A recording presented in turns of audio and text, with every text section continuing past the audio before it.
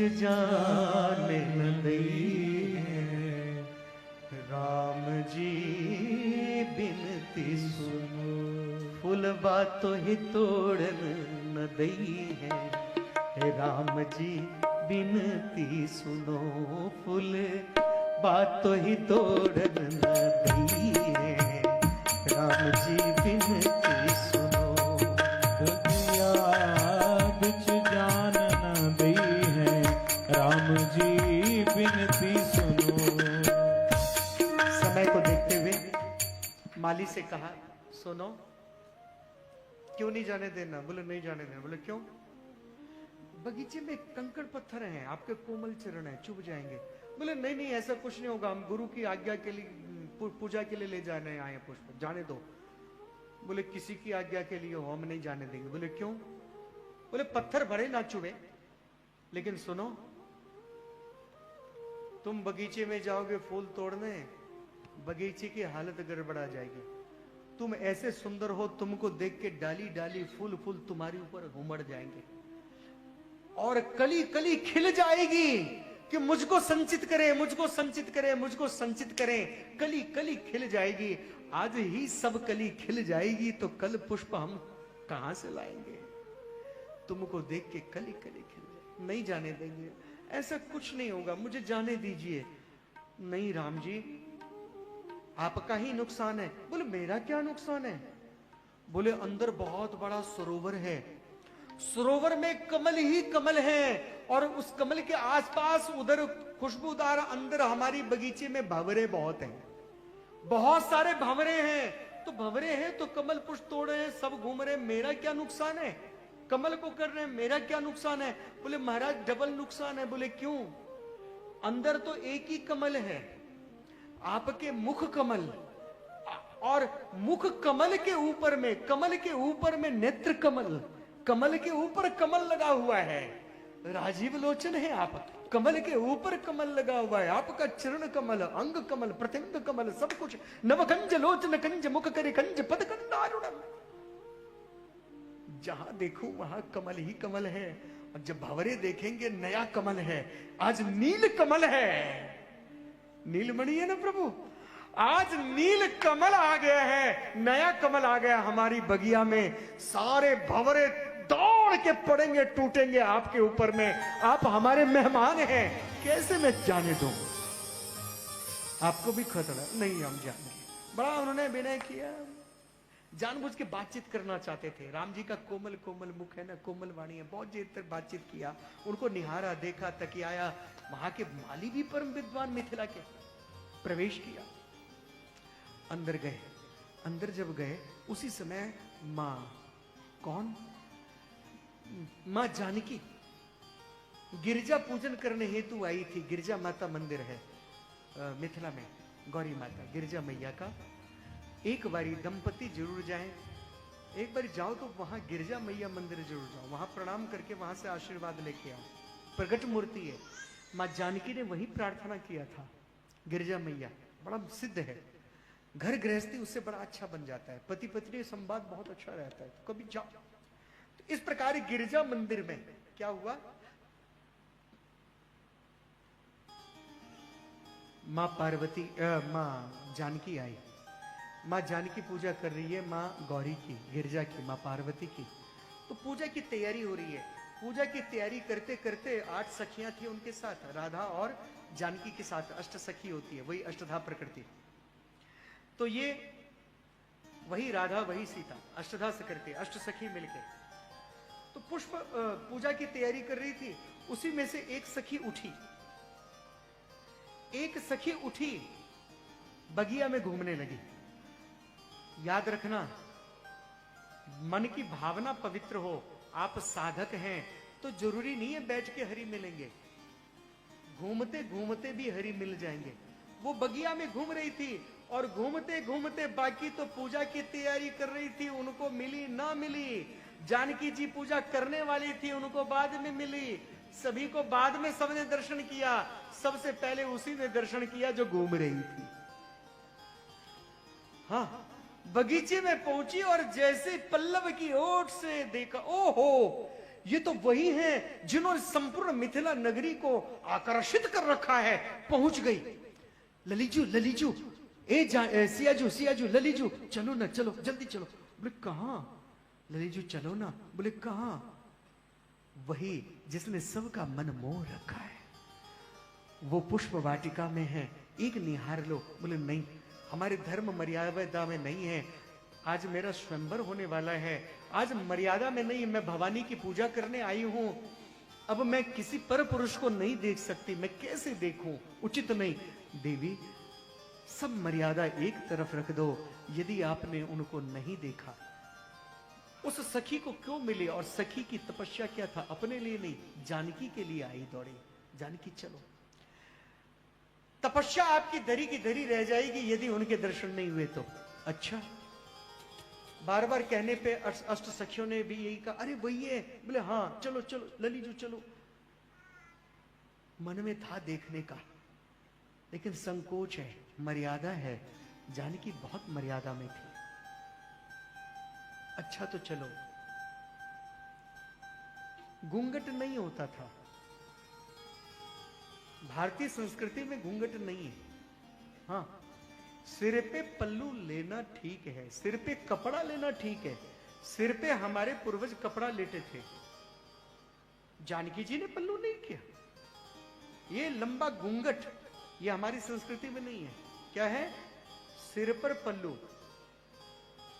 ये जो लंबा कपड़ा लेते थे, ये मुसलमानों का था, वो पहना बुर्का। उसमें बुर्का उनका था, हमारा क्या था? सिर पे कपड़ा लेना। जब मुगलों का आक्रमण हुआ, मुसलमानों का राज्य हुआ, हमारी बहन बेटियों को वो उठाने लगे। उनसे बचने के लिए कि वो आए तो लंबा पल्लू खींच लेते थे कि वो ना चेहरा देखे। कहीं बाहर जाती थी तो लंबा पल्लू खींच के कि कहीं वो मुसलमान लोग देखे नहीं, इधर उधर रहे। इसलिए वो पल्लू सिस्टम, पर्दा सिस्टम चलता रहा। लेकिन जानकी जी भी माथे पर ही, शीश पर पल्ला लेना, ये यहां तक जरूरी है। सिर ढका रहना चाहिए, है ना? तो सिर ढकना जरूरी है, चाहे स्त्री हो या पुरुष हो। केवल स्त्रियों का हम कहते हैं, लेडीज को कहते हैं अरे सिर ढक लो, सिर ढक लो। बोले क्यों सिर ढक लो? अब लेडीज भी तो अपने जेंट्स को बोले, जेंट्स बोलते हैं लेडीज की तरफ देख के बार बार, सिर ढको, सिर ढको, सिर ढको। क्या बोलते हैं? सिर ढको। अम्मा आपका मन कर रहा है तो ढक लो। तो सुनो क्या कहते थे? सिर ढको, सिर ढको। लेकिन क्या है, स्त्री भी पुरुष को बोले कि पगड़ी पहनो, पगड़ी पहनो, पगड़ी पहनो। कहीं जाते गणमान्य में, शीश पगा न झगा तन पे, सिर की पगड़ी सम्मान होता था। पहले जमाने में पगड़ी जरूर पहनते थे हर व्यक्ति, हर व्यक्ति। पुरुष पगड़ी पहनते थे, सिर पर सिर ढक के चलते थे। और कभी कुछ होता था तो पगड़ी उतार देना, मेरी पगड़ी की लाज रखो। पुराने जमाने के लोग, पुरुष पगड़ी पहनते थे और माताएं सिर ढकती थी, बस यहीं तक, और ज्यादा नहीं, घूंघट नहीं। इस प्रकार से सिमटी सिमटी सकुची सकुची जो छुई मुई के पत्तन सी। बड़े भाव प्रेम से जानकी जी पहुंची और समस्त सखियां, अष्ट सखियां, ये अष्ट सखियां जो राधा के साथ रहती थी, वही अष्ट सखियां पहले जानकी के साथ थी, बाद में राधा के पास आई। यही अष्ट सखी कोई और नहीं, वही राधा, वही सीता है। वही सीता ही राधा है, परमात्मा की आह्लादिता शक्ति है, ब्रह्म की। इस प्रकार से जानकी जी को सजाती हैं। उधर लक्ष्मण जी मोर पंख लगा देते माथे पर और राम जी को सजाते हैं। और तुरंत पल्लव की ओर से देखती है जानकी, फूल तोड़ते हुए माथे पर पसीने की बूंद। जानकी जी अकुला जाती हैं, इतने दिव्य हैं, फूल तोड़ते हुए जिनके माथे पर पसीने की बूंद है, बताओ वो धनुष कैसे तोड़ेंगे? पिताजी ने क्यों प्रतिज्ञा किया? प्रभु कोमल भी बहुत हैं और कठोर ऐसे हैं कि भ्रिकुटी टेढ़ी करे तो समुद्र उबल जाए, समुद्र कांप जाए, बहुत कोमल। जानकी जी के पल्लव की ओर से एक दूसरे को जब देखते हैं, जानकी जैसे निहारती है पत्ते की ओर से, जैसी ही पल्लव की ओट से देखती हैं तो क्या होता है, बहुत ही सुंदर सुकोमल प्रभु के जब देखती है बड़ा मन प्रसन्न हो जाता है, सब के सब व्याकुल हो जाते हैं और व्याकुल होकर के गोस्वामी तुलसी बाबा कहते हैं कि बाबा तो व्याकुल होते ही हैं, राम जी तो व्याकुल होते हैं, लेकिन जानकी जो धीरे धीरे आ रही है, कंकन किंकरी नूपुर धुनि सुनी। हमारी भारतीय संस्कृति में पहनना चाहिए स्त्रियों को क्या, नूपुर पायल, छोटे छोटे घुंघरू, उसकी आवाज लक्ष्मी की आवाज होती है, घर में लक्ष्मी बढ़ता है, घर की उन्नति होती है। कहत लखन सन राम हृदय गुनी। राम जी कहते लक्ष्मण वो राजा जनक की बेटी है, इन्हीं की होना है स्वयंवर। बोले अच्छा भैया। इतने में जानकी जी तो उल्टा राम जी को देखने आ रही है, पल्लव की ओर से राम को देखती हैं और तुरंत राम जी जानकी जी की तरफ देखते हैं। भक्ति भगवान को, भगवान भक्ति को देखते हैं, दोनों एक दूसरे को नैन में नैन मिलता है। दोनों का जब नेत्र मिलता है, एक दूजे को देखत मन ना अघाए, एक दूजे को देखत मन ना अघाए। राम सिया मैं, सिया राम मैं। बेटा बैठ जा, अब कथा पूरा होने वाला है, प्रसाद लेके जाइयो। अच्छा आ रही है घूम के, ठीक है।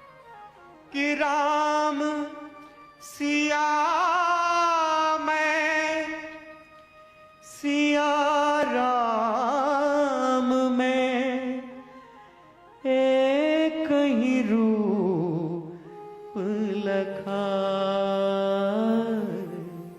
एक दूजे को देखत मन ना अघाए। बगिया में ही पहले मिल लिए थे, विवाह तो बाद में हुआ। तो ऐसे नहीं कि कन्हैया ही रुक्मणी को लेके आए, ये राधिका के संग कृष्ण जी ही थे। अरे राम जी ने भी पुष्प वाटिका में पहले चुन लिया था जानकी को। दोनों एक दूसरे को चुन रहे हैं, दोनों एक दूसरे को देख रहे हैं बड़े भाव प्रेम से, लेकिन मर्यादा में, बड़े भाव प्रेम से मर्यादा में। हो राम को देख कर श्री जनक नंदिनी, राम को देख कर श्री जनक नंदिनी, बाद में वो खड़ी की खड़ी रह गई।